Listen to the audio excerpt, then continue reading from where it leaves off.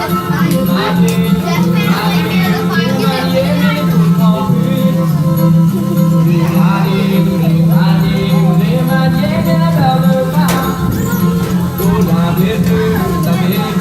any of y'all speak French? You know, he's speaking Cajun.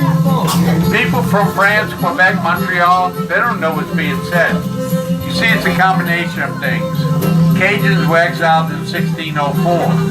They spoke what's known as Old French. Cajuns were considered troublemakers. People didn't want to associate with Cajuns. They wound up living in close-knit communities. Their language didn't change. Till today, the majority of their language is spoken as it was in the early 1600s. 16 and 1700, Cajun went from France to Canada to Louisiana. They got here in 1757. Along the way, they saw many things they had never seen before, things like alligators. For these new things, they made up words. An alligator, we call that a coquetry. In France, is crocodile.